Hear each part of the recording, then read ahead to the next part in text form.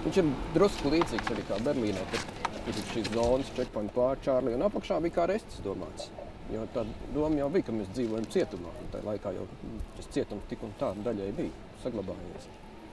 Viņš atradās blakus ieejai, bija šis mūrs, un mūrī bija dzelzs durvis saimai. Un tad šis uzraksts bija blakus ieejai, un viņš bija sejas augstumā, tas ir tā, ka ja cilvēks nāk iekšā, tad tas ir tas pēdējais, ko viņš redz. Tad parādījās šīs betona sienas, bet bija interesants moments, mums viņas asociējās ar Berlīnas mūri, jo tajā laikā Berlīnas mūri jauc nost un Rīgā mūris sāk veidoties jauns.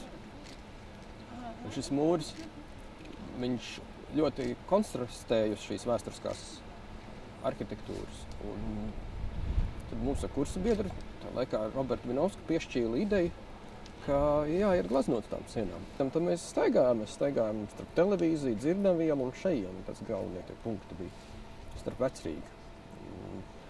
Un patiesībā katru dienu vienkārši klaiņojām. Pie televīzijas mums uztaisīja, bija asaka ar vistas kājiņām.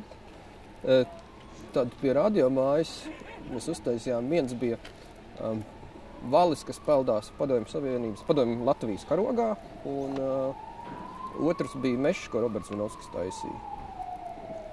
Tad šeit bija tāds liels tēls ar atslēgām, tāds dūšīgs vīrs, kas taisīts kā Rīgas sargs, kā lielais Kristaps, maģiskais tēls, kurš stāv uz tās sienas pretīm.